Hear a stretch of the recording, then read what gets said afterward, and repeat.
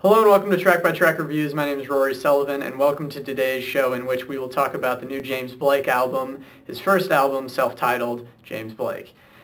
James Blake has been getting a lot of attention for his previous EPs in 2010 that he put out very quickly and stirred up a lot of hype in the dubstep genre.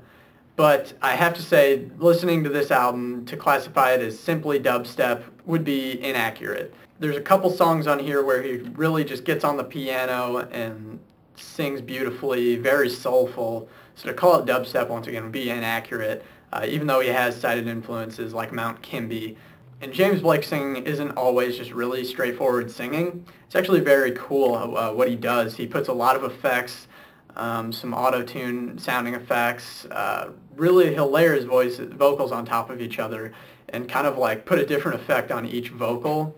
So it's almost like he's harmonizing with different people. At times it doesn't even sound like his voice at all. And sometimes his voice is so distorted that you can't understand what he's saying. And the reason he said that is because he knows he can sing, but he likes to treat his voice to add to the music that he likes to create. And as far as the piano tracks go, he said he's always just really felt drawn to piano music and playing piano and just singing despite his love for electronic music. So let's get into the album. The first track, Unluck, right away I have to say is one of the coolest songs on the album and one of my favorites. I think it does a really great job of combining his singing and the really cool production. He's got a really cool beat. I believe it might even be like thunder that he uses as part of the beat, which I think is really cool. It's just a sample of thunder. His voice sounds amazing. It's beautiful. And once again, he sort of tweaks his voice in this song. It's not like so drastic to where you can understand him and it's auto-tuned like I previously stated, but you can tell he definitely messed with the pitch. The next song, Wilhelm Scream, refers to, I had to look this up, I didn't know what it was, but once I looked it up I knew exactly what they were talking about with the Wilhelm Scream. The Wilhelm Scream is used in film. It's sort of a scream sound effect that came about in a movie. I can't remember what the movie's called, very old, where a guy gets hit with an arrow and then he just like yelps out this totally absurd scream, and it's been used as a sound effect up until today. I mean, it's been used in Star Wars movies and Indiana Jones movies and tons of movies, and I recognized it when I heard it. It's like one of the fucking weirdest screams I've ever heard, and yet they use it all the time. Anyway, irrelevant, total tangent, but this song is really easy to get stuck in your head. I feel like a thing with electronic artists is one of the things that they do a lot is repeat. And with James Blake singing, the lyrics on this song in particular and the next song really just kind of repeats the same line over and over. But for this song, it just gets stuck in your head because what he sings over and over is so freaking catchy. And another really cool thing is while he does this, everything behind his voice is really just building up until towards the end you get just like a wall of electronic fuzz. The next song, I Never Learned to Share, is one of my least favorite on the album, and I know there are some people who really like this song. It's one of their favorites on the album, and it really is a lot like Wilhelm Scream, the formula. Someone's calling me on the phone right now. Dude, I'm doing a review. What do you want? Oh, hi, people. Anyway, my issue with this song is that it's just so repetitive. I mean, the last song, Wilhelm Scream, repeated a lot too, but the melody was catchier, the line he's repeating is a little longer. This is just, my brother and my sister don't speak to me, and I don't blame them, and I don't blame them. And literally, start to finish, that's what it is. And it's really cool how the electronic dubstep beats are building up behind him. But once again, pretty much the same thing did on Wilhelm Scream, except it's not as catchy. And when you repeat something that's not that catchy over and over and over again, it tends to get boring for me. I really do like there's some really low bass in there that I think sounds really cool. And there's cool keyboard parts. I really like the keyboard parts. Overall, I just found myself bored by this song. And really just like, I wanted him to elaborate. Like, he sort of opened up there with that line, my brother and my sister don't speak to me and I don't blame them. It's like, okay, tell me more. Oh, you're not going to tell me more. That's it? Like, I just feel like I got, like, robbed. The next songs, I'm gonna sort of group these together. Lindisfarne 1 and Lindisfarne 2. I'm going to sort of connect them because they're really connected. That's why he put the two songs in there in the album. They're back to back, and one really leads into the second part. The first part is really just all vocals, which is really interesting. I can't understand a word he says. It's really not even a necessary song. He really plays off silence. The thing about it is like an interlude track connecting to the next song, but it's almost 3 minutes. It's almost as long as Lindisfarne 2. So I would have liked that to be shorter. That being said, I really do like he plays off silence and just sort of stops, and then he'll start again.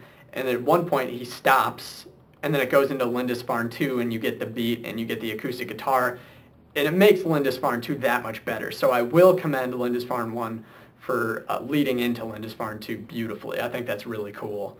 And Lindisfarne 2 reminds me a lot of Bon Iver with the acoustic guitar and the affected vocals. But once again, unlike Bon Iver, I don't feel any emotional connection to this song other than the vocal melody is really beautiful and the acoustic guitar is really beautiful, but I don't really know what any of it means.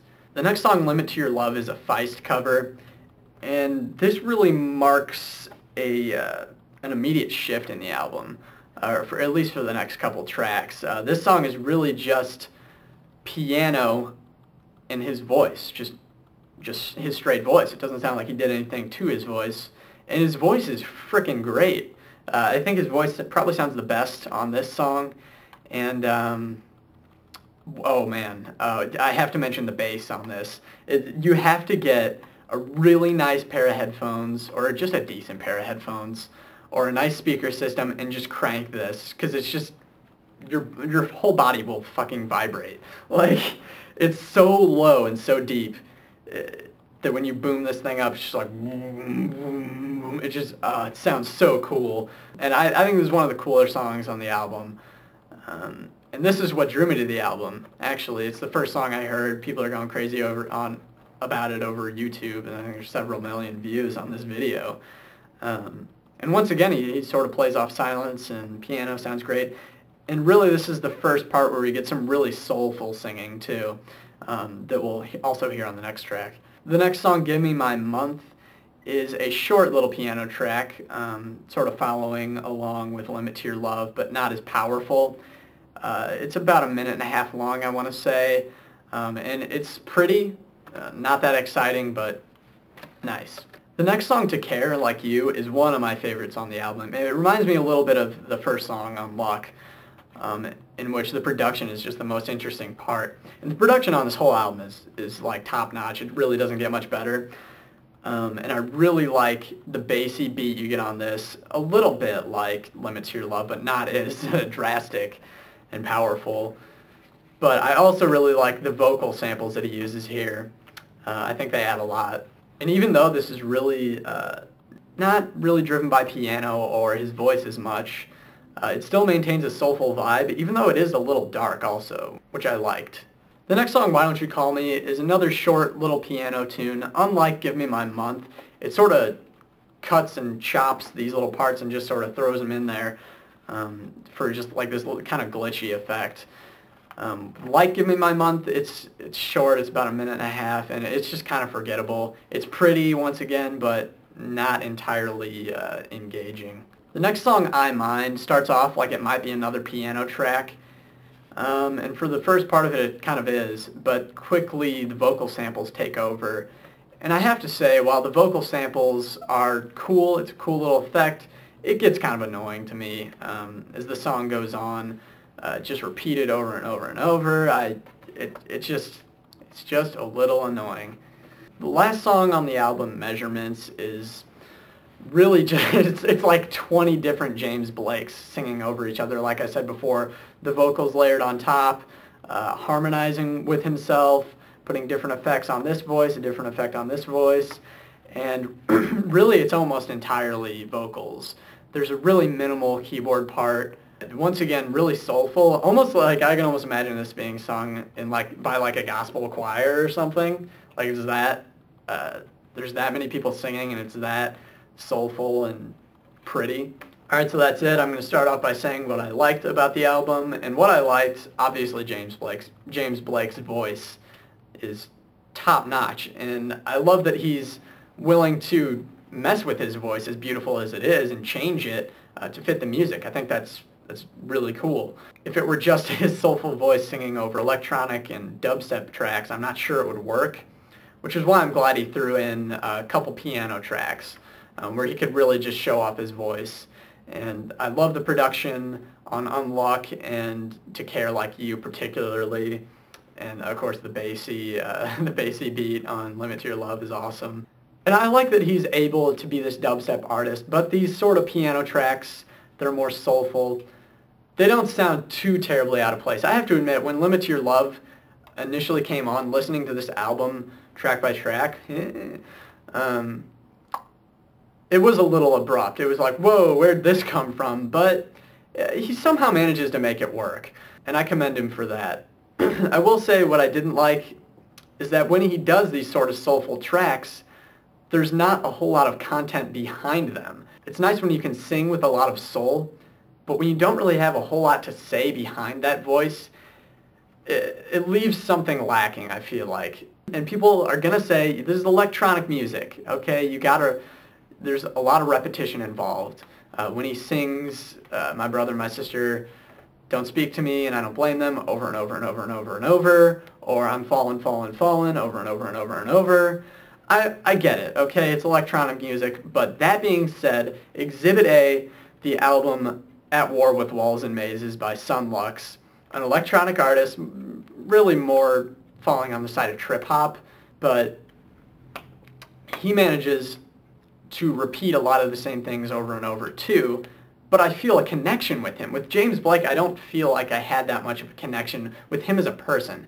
The music's beautiful, it's cool, but I don't feel a connection to the artist. That's my biggest problem with this album. And even when he sort of does pull out this Bon Iver sounding track with Lindisfarne 2, it's gorgeous. It's a gorgeous song. I love it. The melodies are great, but I don't know what the fuck he's talking about. And with Bon Iver, I feel an emotional connection to Justin Vernon. I feel his pain. I understand where he's coming from. I just don't feel like I learned anything about James Blake through his songwriting. And if he's going to do these sort of piano tracks where it's just him and a piano, I feel like there should be a little more to it. That's just me. I know I'm going to get totally fucking flamed for this, but as cool as this album is, and as much as I can respect James Blake as a singer and a producer, I just can't appreciate him as a songwriter. I can't. And in all honesty, when I was listening to this album, I listened to it a bunch of times, so don't give me that shit. I listened to it a bunch of times. And all the times I listened to it was because, well, I should be prepared for this review. I never really went back to it because I wanted to. So, yeah, I'm going to have to give this a 6.5 out of 10. And as good as songs like Unluck, To Care Like You, Limit to Your Love, Wilhelm Scream are, there's songs that pair up with them that I don't like, just not at all. I Never Learned to Share, Give Me My Month. Even the last track on the album is pretty boring. Lindisfarne 1, just with a lot of these songs, there's more for me to dislike than like, and that's just my opinion. And that's my review, so feel free to leave your hate comments down there, and I'll leave links and shit anyway, because I like you guys, even if you don't like me. So, yeah, that's my review of James Blake's self-titled album. You leave comments, subscribe, and I will see you next week.